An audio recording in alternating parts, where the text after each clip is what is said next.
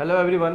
In previous classes, we have discussed about meaning of business environment, its characteristics, and also we are discussing about dimensions of business environment, in which we have covered economic environment, social environment, and technological environment.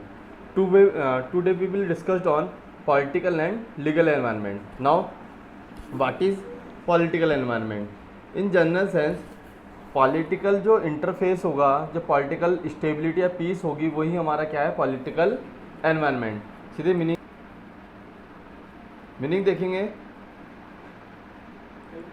Political environment include political condition, जो भी हमारे country की political conditions है, such as general stability, कि कितनी government stable है और कितनी एक पीस है इन the country, and specific attitude that elected government respective and towards business. एक बिजनेस के लिए हमारी जो इलेक्टेड गवर्नमेंट है उसकी क्या मेंटेलिटी है, या फिर हम बोल सकते हैं कि हमारी पॉलिटिकल कंडीशन कितनी स्टेबल है या पीस है, वही हमारा सा क्या है, political environment. The significance of political condition in business success lies in predictability of business activities under stable political condition. अगर हमारे कंट्री की पॉलिटिकल कंडीशन जितनी स्टेबल होगी उतना बिजनेस ग्रोथ करेगा. On other hand there may be uncertainty of business activity due to political unrest और threats to law और order. जैसे जैसे लॉ और ऑर्डर चेंज होते जाएंगे, मेरे बिजनेस पे भी इफेक्ट आएगा. On other hand there may be uncertainty of business activity due to political unrest. Political unrest है तो हमारे बिजनेस पे इफेक्ट आना ही है. थ्रेट टू लॉ, कोई भी लॉ में चेंज होता है पॉलिटिकल कंडीशन के कारण या कोई ऑर्डर्स वगैरह में, तो हमारे बिजनेस कहीं ना कहीं इफेक्टेड होगा. पॉलिटिकल स्टेबिलिटी दस build up confidence among business people. यहाँ जैसी पॉलिटिकल कंडीशन होगी, वहाँ जो इन्वेस्टर्स के मन में एक बिलीफ आएगी कि साहब अभी पॉलिटिकल कंडीशन अच्छी है, हमारी जो भी मनी है वो सेफ़ है, तो वो इन्वेस्टमेंट ठीक होगा in the long term project. यहाँ पर सीधे सीधे क्या बात करें हम लोग, लॉन्ग टर्म प्रोजेक्ट की. अगर पॉलिटिकल कंडीशन अच्छी है, स्टेबिलिटी है, तो हर कोई पॉलिटिकल बिजनेस में इन्वेस्टमेंट कर सकता है for the growth of economy growth होगा. पॉलिटिकल इनस्टेबिलिटी, अगर पॉलिटिकल इनस्टेबिलिटी है, पॉलिटिकल चेंजेस हो रहे हैं, कैन शेक दैट कॉन्फिडेंस हमारा डाउन जाएगा. Similarly the attitude of government officer toward business. यहाँ थोड़ा सा समझ के चलना कि जो हमारी गवर्नमेंट ऑफिशल्स है वो उसका हमारे बिजनेस के लिए क्या एटीट्यूड है, क्या थिंकिंग रखते हैं, मे हैव इधर पॉजिटिव और नेगेटिव, दोनों तरीका हो सकता है. Impact on the business, Sidhi mean है जो भी पॉलिटिकल पार्टी है, रूलर पार्टी है, हमारे बिजनेस के लिए क्या मेंटलिटी रखती है. उनका अगर हमारे लिए पॉजिटिव एटीट्यूड है, दैट मीन्स हम ग्रोथ करेंगे, लेकिन वो थोड़े भी नेगेटिव है हमारे लिए, या हमारी उनसे बोल सकते बनती नहीं है, ठीक है, तो हमारे बिजनेस पे इम्पैक्ट आने वाला है. कुछ एक एलिमेंट्स दे रखे हैं हमारे, एलिमेंट के साथ हम क्लियर करेंगे इनको.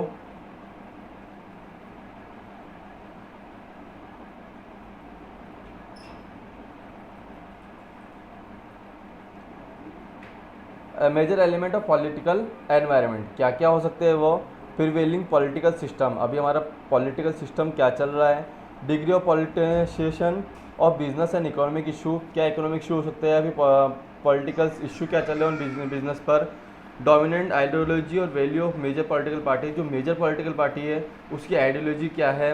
The nature and profile political leadership taking political personalities, जो पॉलिटिकल लीडरशिप है अभी क्या सोच के चल रही है, उनका प्रोफाइल क्या है, या फिर पॉलिटिकल पर्सनैलिटी क्या है, लेवल ऑफ पॉलिटिकल मॉरलिटी, अभी पॉलिटिकल पार्टीज़ की मॉरलिटी क्या है, कहाँ तक वो सोच पा रहे. Political should like government and allied agency, political party के साथ उनकी जो एजेंसीज़ है वो कैसे क्या डील करी है. Political ideology parties of ruling party, यहाँ मैटर क्या करेगा, हमारी रूलिंग पार्टी हमारे लिए क्या सोच के चल रही है, बिजनेस के लिए उनकी क्या मेंटेलिटी है, ये सारी बातें हमारे बिजनेस को इम्पैक्ट डालेगी. आगे देखेंगे the extend and nature of government intervention in business में कितना इंटरवेंशन करती है गवर्नमेंट, कितना इंटरफेयर करती है. Natural relationship our country with foreign country, जो गवर्नमेंट ने पॉलिसीज़ बनाई है उसमें जो हमारी फॉरेन कंट्रीज़ है उनके साथ हमारा कितनी साठगांठ है, या फिर हमारी कितनी ट्रीटीज़ वगैरह अच्छी चल रही है. ये वो सारी चीज़ें हैं जो हमारे एक बिज़नेस को इम्पैक्ट डालती है थ्रू पॉलिटिकल एनवायरनमेंट। तो पॉलिटिकल एनवायरनमेंट में सीधे सीधे हो गया जो रूलिंग पार्टी है या जो भी हमारे ऑपोजिशन पार्टी या फिर सीधे सीधे जो पार्टीज़ है हमारी, ठीक है, कंट्री को रन करने वाली या जो पॉलिटिकल पार्टीज़, वो हमारे बिजनेस के लिए कितनी सपोर्टिव है और कितनी नेगेटिव है।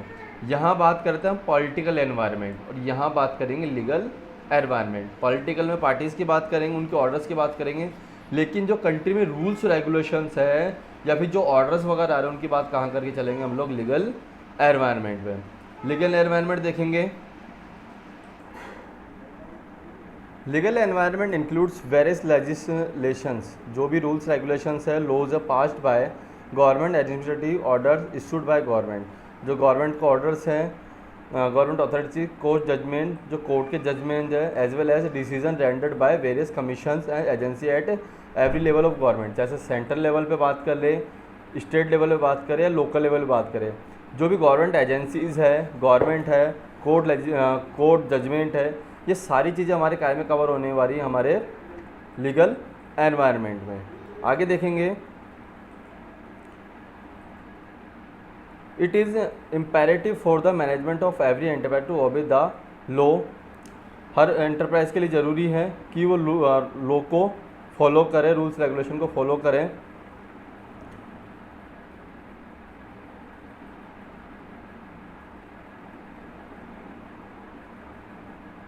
ऑफ द लैंड, जिस जगह पर रह रहे हैं उसकी रूल्स रेगुलेशन को फॉलो करें।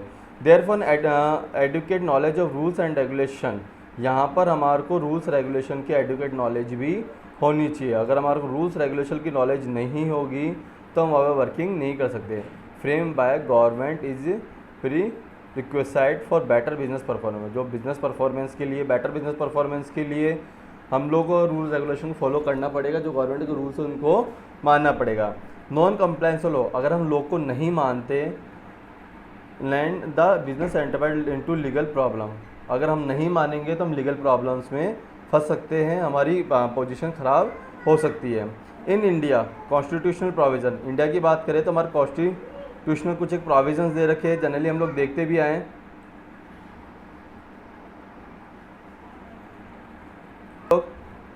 दक्षु धीरे बोल यार।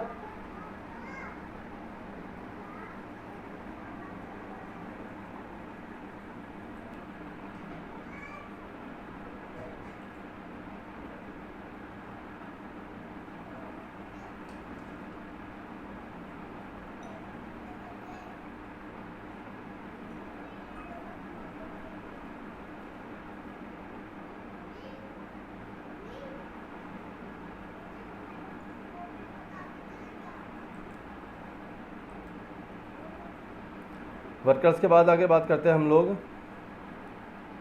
इंडस्ट्रियल डिस्प्यूट्स कोई हो जाता है उससे रिलेटेड है। कंज्यूमर प्रोटेक्शन से एक्ट हम पढ़ते आए। कंपटीशन एक्ट, कंपटीशन में किन रूल्स रेगुलेशन को फॉलो करना है, ये नहीं कि आप मार्केट में कुछ भी चला रहे हो, नहीं, हमारे को कंपटीशन को भी मैनेज करके चलना है, ठीक है, उनसे related law. And host of such other legal enactment as amended from time to time by parliament, उसके अलावा पार्लियामेंट टाइम टू टाइम बहुत सारे रूल्स रेगुलेशन बनाती रहती है और उनमें चेंजेस भी करती रहती है। इन सारे रूल्स रेगुलेशन की नॉलेज हमारे में होनी चाहिए। आगे हैं important doing business, impact of legal environment can be illustrated with the help of government regulation to protect consumer interest. कई बार कंज्यूमर इंटरेस्ट को प्रोटेक्ट करने के लिए गवर्नमेंट जो रूल्स बनाई है उसको हम लीगल एनवायरनमेंट के पॉइंट में समझ सकते हैं। फॉर एग्जाम्पल लेते हैं, advertisement of alcoholic beverages is prohibited. Alcoholic item हमारे जो भी एल्कोहलिक बिवरेजेस है उसका एडवर्टीजमेंट बनाते हैं। एल्कोहलिक बिवरेज आप सेल कर सकते हो बट उसका एडवर्टीजमेंट नहीं कर सकते हैं। आगे हैं advertisement including packet of cigarettes, cigarettes के पैकेट पर हमारे स्टेचुटरी वार्निंग होती है, cigarette smoking is injurious to health, ये लिखना कंपलसरी है। Advertisement of body food must necessary inform the potential buyer that mother's milk is the best. हम कितना ही बेबी फूड्स का एडवर्टीजमेंट कर ले, लेकिन हमारे को साथ में लिखना पड़ेगा कि mother milk is also bad to best, ठीक है। तो ये हमारे को कुछ एक चीज़ों को फॉलो करना पड़ता है, किसके अकॉर्डिंग हमारी लीगल एनवायरनमेंट थ्रू। आगे हैं all this regulation are required to be followed by advertisers. जो एडवर्टाइजर्स हैं उनको ये रूल्स रेगुलेशन को फॉलो करना है, एक बिजनेसमैन को ही नहीं, हमारा जो भी एडवर्टाइज़र उसको भी ये रूल फॉलो करना पड़ेगा। इस तरह से हमने हमारे 5 डायमेंशन कंप्लीट किए, जिसमें इकोनॉमिकल सीधे सीधे मीन था हमारे उसका इकोनॉमिकल से कि हमारे को मनी रिलेटेड थिंग्स या फिर हमारी कंट्री में जो भी इकोनॉमिक पॉलिसीज़ बनती है, फिजिकल पॉलिसीज़ बनती है, या फिर बोल सकते हैं इंटरेस्ट रेट्स में चेंज, ये सारा हमारा इकोनॉमिकल हो गया जो हमारी मनी को इफेक्ट करेगा, हमारी फाइनेंस को इफेक्ट करेगा। सोशल में हमने बोला जिस सोसाइटी में हम लोग वर्किंग करने वाले हैं उसके कल्चर क्या है, ट्रेंड्स क्या है, ठीक है, ये सारी बातें। टेक्नोलॉजी में बात किया, जो टेक्नोलॉजिकल अपग्रेडेशन होगा हमारा टेक्नोलॉजिकल इन्वायरमेंट में है। टेक्नोलॉजी में हमेशा फैशन इंडस्ट्री में सबसे बड़ा इफेक्ट पड़ता है। थर्ड बोला मैंने, फोर्थ बोला पॉलिटिकल, जहाँ पॉलिटिकल इंटरचेंज है या फिर अप डाउन है वो हमारे पॉलिटिकल में आ गया। उसके अलावा जो भी रूल्स रेगुलेशन हमारे कंट्री में चल रहे हैं वो किस में आ गया, हमारा लीगल में। इस तरह से हमने 5 डायमेंशन हमारे कंप्लीट किए। नेक्स्ट टॉपिक आएगा हमारा economic environment in India. Economic environment क्या था देखेंगे। The economic environment in India consist of various macro level factor. हमारे को बहुत सारे मैक्रो लेवल, बड़े लेवल के फैक्टर देखने पड़ेंगे जो मीन्स ऑफ प्रोडक्शन, जो हमारे प्रोडक्शन और डिस्ट्रीब्यूशन ऑफ वेल्थ को इफेक्ट करते हैं। Which have impact of business and industry, जो सीधे सीधे बिजनेस पे इम्पैक्ट डालते हैं वो हमारे फैक्टर है। उन फैक्टर को हम लोग देख के चलेंगे तो ही हमारा बिजनेस ग्रोथ कर पाएगा। कुछ एक हमारे फैक्टर थे जो इंडिया में हमारे कंसिडर करने थे या फिर हमारे वहाँ पर वर्किंग में थे। क्या क्या थे? Stage of economic development of the country, हमारी कंट्री का इकोनॉमिक डेवलपमेंट कितना था। हमारी कंट्री डेवलपिंग कंट्री थी, ना कि डेवलप्ड कंट्री थी, और ना ही लीस्ट डेवलप थी। तो हमने बोला ये इकोनॉमिक डेवलपमेंट हमारा क्या था, ठीक है, हम यहाँ पर डेवलपिंग कंट्री थे, उस अकॉर्डिंग हमारे देख के चला कि हमारे को अब क्या प्लान्स बनाने चाहिए। The economic structure in the form of mixed economy which recognise the role of both public and private sector. यहाँ पर हमने क्या बोला, हमारा इकोनॉमिक स्ट्रक्चर कैसा था, मिक्स्ड इकोनॉमी थी, ठीक है। यहाँ पर मिक्स्ड इकोनॉमी हमने सीधे सीधे बोला प्राइवेट सेक्टर का रोल भी होगा और सोशल सेक्टर का, गवर्नमेंट का रोल भी होगा, जिसमें क्या है पब्लिक और प्राइवेट सेक्टर के रोल को हमने देखा, ठीक है। आगे बोलते हैं हम लोग economic policy of government including industrial, monetary और फिजिकल पॉलिसीज़। हमने साथ में गवर्नमेंट की जो मॉनेटरी पॉलिसी थी, फिजिकल पॉलिसी थी, इंडस्ट्रियल पॉलिसी थी, उनको भी कंसिडर करके चलें। आगे था हमारा इकोनॉमिक प्लानिंग। इकोनॉमी की क्या प्लानिंग थी, जो हमारे 5 ईयर्स प्लान्स वगैरह, एनुअल बजट्स, ये सारी चीज़ें हमारे को देख के चलनी थी, ठीक है। इन पे कंसिडर हमारे को करना था। ये वो फैक्टर्स है जो हमारे को हमारी इकोनॉमिक ग्रोथ के लिए सपोर्ट करेंगे, जिनको गवर्नमेंट ने मेजर लेवल पे देखा कि हम इनके अकॉर्डिंग हमारे को काम करना चाहिए। तो यहाँ पर ध्यान रखना, ये वो फैक्टर्स है जो हमारे बिजनेस की ग्रोथ को भी कंसिडर करेगा और इकोनॉमिक ग्रोथ को भी कंसिडर करेंगे। आगे है इकोनॉमिक इंडिसेस। हमारे इकोनॉमिक इंडिसेस क्या थे, जैसे नेशनल इनकम कितनी थी, जो ये सारी चीज़ें हम लोग इकोनॉमिक से पढ़ी चुके। डिस्ट्रीब्यूशन ऑफ इनकम, लोगों में इनकम कैसे डिस्ट्रीब्यूट थे, किसी को कितना क्या मिलता था। Rate and growth of GNP, gross national product कितना था। पर कैपिटल इनकम कितनी थी लोगों की, उसमें से डिस्पोजेबल पर्सनल इनकम, उसमें से कितना वो खर्च कर पाते थे, कितनी वो सेविंग करते थे, कितना इन्वेस्टमेंट करते थे। हमारे जो एक्सपोर्ट और इंपोर्ट था उनकी वैल्यू क्या थी, और उन दोनों का डिफ्रेंशिएट क्या, बैलेंस और पेमेंट कितना था। ये सारे फैक्टर हमारे को कंसिडर करने थे। आगे इंफ्रास्ट्रक्चरल फैक्टर, हमारे कंट्री में इंफ्रास्ट्रक्चर कितना था, जैसे financial institutions, bank, modes of transportation, communication facilities, so on. ये सारी बातें थी जो हमारे को कंसिडर करनी थी हमारी इकोनॉमिक पॉलिसी में, इकोनॉमिकल कंडीशन में। आगे गवर्नमेंट ने कुछ एक स्टेप्स वगैरह ली, वो आगे देखते हैं। Business enterprise in India do realise the importance and impact of economic environment on their working. Government को भी लगा कि बिजनेस एंटरप्राइजेस का इंडिया में होना बहुत इंपॉर्टेंट है। अगर बिजनेस एंटरप्राइजेस होंगे तो इकोनॉमिक ग्रोथ भी होगा। Almost all annual company reports presented by their chairperson devotes deserve attention to the general economic environment prevailing in the country and assessment of impact on their companies. वहाँ पर जो हमारे annual जो reports वगैरह आती है उसमें हमारे जो चेयरमैन हैं बताते हैं कि हमारी कंपनी में क्या चल रहा है, उसका इकोनॉमी से क्या रिलेटेड, सारी बातें लेकर वो चलते हैं। The economic environment of business in India, has been stability changing mainly due to the government policies. जो हमारी चेंजेस होता है वो चेंजेस का रीज़न है हमारी सीधे सीधे government policy at the time of independence. अब हमारे को देखना पड़ेगा कि हमारी जो स्टार्टिंग थी 1947 की बात करें तो हम कहाँ थे और अब कहाँ पर वर्किंग कर रहे हैं, तो वो सारे फैक्टर से इन फैक्टर के बेसिस पर हम लोगों ने प्लानिंग वगैरह की थी कि 1947 में ये हमारी कंडीशन थी। देखेंगे क्या क्या हमारे Indian economy was mainly agriculture and rural in character. हमारा जो बेस था वो हमारा एग्रीकल्चर था, रूरल था। यहाँ पर हमारे पास ना सर्विस सेक्टर अच्छा था ना हमारे पास इंडस्ट्रीज़ अच्छी थी। यहाँ हम एग्रीकल्चर में बहुत परफेक्ट थे, ठीक है। लेकिन अगर इनकम की बात करें तो इनकम जनरली कहाँ से जनरेट होती है, हमारी फाइनेंस सर्विस सेक्टर और इंडस्ट्री सेक्टर से। तो लेकिन मेनली हम कहाँ लगे हुए थे, एग्रीकल्चर में, रॉ मटेरियल में। आगे इसमें भी क्या है, about 70% of working population, total population की बात नहीं करें हम लोग, वर्किंग पॉपुलेशन की बात करें वो कहाँ लगी हुई थी, एग्रीकल्चर में इंगेज थी, एग्रीकल्चर में एम्प्लॉयड थी। About 80% of population was living in villages. और इनमें भी क्या है, जो टोटल पॉपुलेशन थी उसमें भी 85% पॉपुलेशन कहाँ रहती थी, विलेजेस में लिव करती थी, जहाँ पर बेसिक फैसिलिटीज़ भी नहीं थी। Production was carried out using irrational low productive technology. हमारी जो टेक्नोलॉजी थी वो कैसी थी, लो थी, हमारे पास टेक्नोलॉजी भी अच्छी नहीं थी। आगे देखें, communicable diseases were wide spread, मॉरली rates were high, these are no good public health system. यहाँ पर हम सारी बातें तो बाद में करेंगे, पहले हमारा जो हेल्थ सिस्टम था वो भी अच्छा नहीं था। यहाँ पे हेल्थ के नाम पे हमारे पास कुछ नहीं था। आगे देखेंगे, in order to solve economy problem, अगर हमने इकोनॉमी प्रॉब्लम को सॉल्व करने की बात की जाए तो हमने क्या मेजर स्टेप्स वगैरह लिए देखेंगे। Solve economy problem of our country the government took several steps, बहुत सारे गवर्नमेंट स्टेप्स ने, including control by state of certain industry. बहुत सारी कुछ एक इंडस्ट्री को गवर्नमेंट ने अपने हाथ में लिया जहाँ पर मेजर फाइनेंस की रिक्वायरमेंट थी और गवर्नमेंट को इंटरफेयर करने की रिक्वायरमेंट थी। सेंट्रल प्लानिंग की एंड डिज इम्पोर्टेंट प्राइवेट सेक्टर, लगता था कि प्राइवेट सेक्टर अपनी मनमानी कर रहे हैं तो वहाँ पर उनका इंटरफेयर कम किया। The main objective Indian development plans were, अब जो इंडियन डेवलपमेंट प्लान्स थे उनके ऑब्जेक्टिव क्या लग के चले, हम लोग क्या टारगेट लेके चले, उनमें थे initiate rapid economic growth to raise standard of living, reduce employment और पॉवर्टी। सबसे हम 1947 में बोला साहब हमारे को डेवलपमेंट अभी नहीं चाहिए, हमने क्या बोला, हमारा स्टैंडर्ड ऑफ लिविंग एक बार हाई होना चाहिए, ग्रोथ आना चाहिए, लोगों को जो अनएम्प्लॉयड है उनको एम्प्लॉयमेंट मिले और पॉवर्टी कम हो।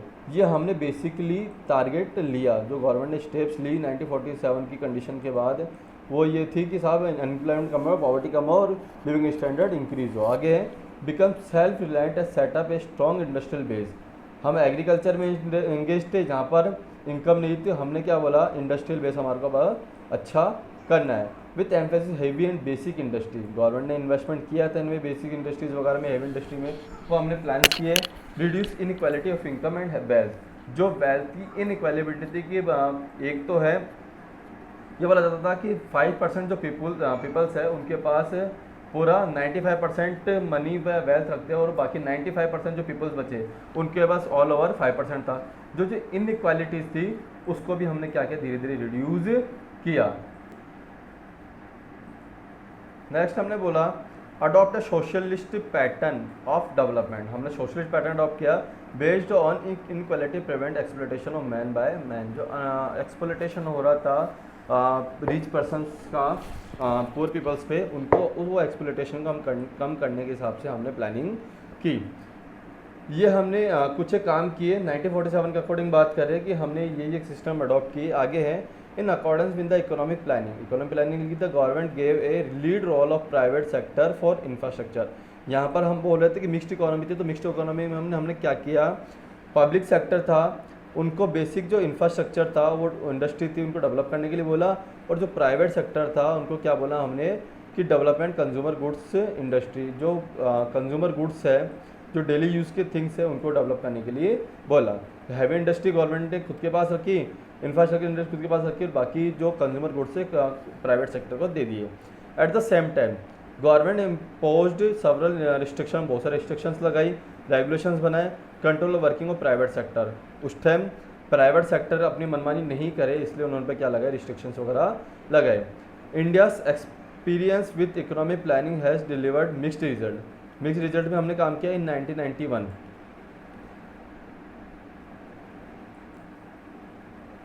1991 में हमने क्या कहा, face the serious foreign exchange crisis. हमारे फॉरेन एक्सचेंज क्राइसिस बहुत बड़े थे, गवर्नमेंट डिफिसिट थी, गवर्नमेंट सरकार घाटे में चल रही थी, a rising trend of prices despite bumper crops में बहुत बड़ी प्रॉब्लम के कारण हमारे प्राइसेस डिस्पाइट हुए।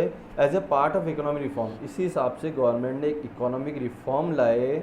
The government of India announced a new industrial policy. जो हमारी कंडीशन हो रही थी ना, हम सब देख रहे थे हमारा डेवलपमेंट क्यों नहीं हो रहा, उस डेवलपमेंट को कंसिडर करते हुए हम लोगों ने जुलाई 1991 में एक इंडस्ट्रियल पॉलिसी लाए। उसी का रिजल्ट हमारा क्या था, लिबरलाइजेशन, प्राइवेटाइजेशन एंड ग्लोबलाइजेशन। अब ये था क्या, the broad feature of this policy. अब इस पॉलिसी के फीचर्स क्या थे जो 1991 में पॉलिसी है हमारी। The government reduce the number of industrial under compulsory licence to 6। कुछ एक कंपल्सरी इंडस्ट्रीज थी, उस कंपल्सरी इंडस्ट्री की जो लाइसेंस थी वहाँ पर लाइसेंस ख़त्म कर दिए गए। हर सेक्टर में गवर्नमेंट का परमिशन लेनी पड़ती थी, गवर्नमेंट से परमिशन लेने के लिए बहुत सारे रूल्स रेगुलेशन को फॉलोअप करना पड़ता था। तो गवर्नमेंट ने वहाँ पर जो कंपल्सरी लाइसेंसिंग का पार्ट था उसको घटा के कितना कर दिया, 6 कर दिया। जैसे हमारे सीधी सी बात करें, जो हजार्डस केमिकल्स वगैरह हो सकते हैं या ड्रग्स वगैरह हो सकते हैं, इसमें मेडिसिन वगैरह में काम आने वाले, उनको ही रखा, क्रैकर्स वगैरह को, बाकी सबको क्या फ्री कर दिया, क्या फ्री ऑफ हैंड वर्किंग कर सकते हो, आपको लाइसेंस की रिक्वायरमेंट नहीं है।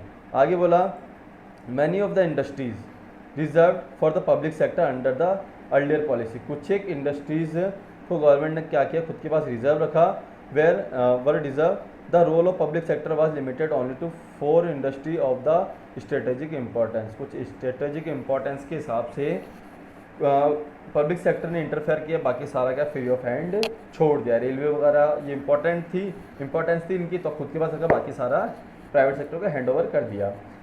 डिसइन्वेस्टमेंट का मीन होता है पब्लिक सेक्टर की जो कंपनी है, पब्लिक का जो गवर्नमेंट का इन्वेस्टमेंट है गवर्नमेंट कंपनीज में, पब्लिक सेक्टर कंपनीज में, उनको सेल आउट करना या फिर प्राइवेट सेक्टर को दे देना। प्राइवेट सेक्टर के पास काम जाएगा तो सीधे वर्किंग इम्प्रूव होगी।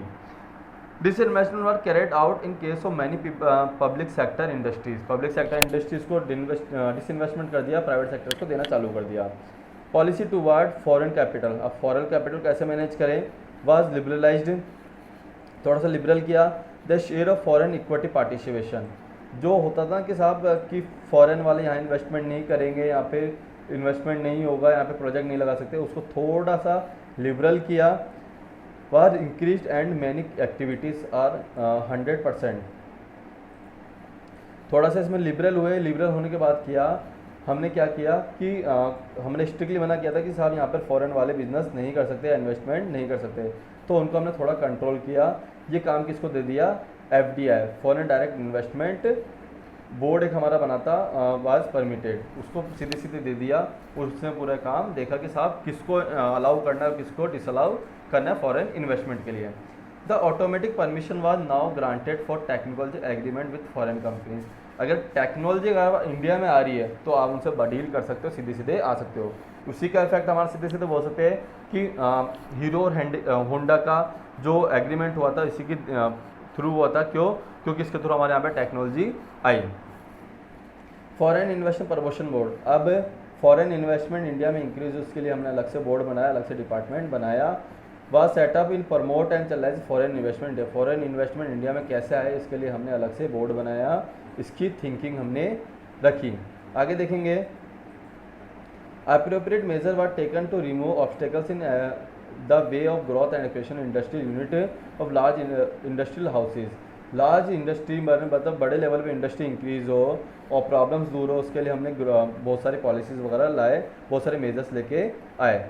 स्मॉल स्केल सेक्टर, छोटे सेक्टर्स के लिए assured all help and accordance do recognise. हमने बोला कि अगर बड़ी इंडस्ट्री बढ़ेगी तो छोटी इंडस्ट्री उठ ही नहीं पाएगी, तो हमने उसके लिए भी क्या है, कुछ एक रिजर्व रखा, कुछ एक रिकॉग्नाइजेशन रखा, उनको हेल्प की। In essence this policy has short to liberal industry from the shackles of the licensing system, हमने जो लाइसेंसिंग सिस्टम को ख़त्म किया, लाइसेंसिंग का पार्ट कम किया, उसके हमने क्या बोला, सीधे सीधे लिबरलाइजेशन। यहाँ पर वर्ड चलेगा हमारा L P और G, ये होगा लिबरलाइजेशन, प्राइवेटाइजेशन एंड ग्लोबलाइजेशन। ठीक है, ये 1992 की पॉलिसी के अकॉर्डिंग था। लिबरलाइजेशन में क्या कर रहे हैं हम लोग, अपनी जो लाइसेंसिंग सिस्टम है उसको कम कर रहे हैं।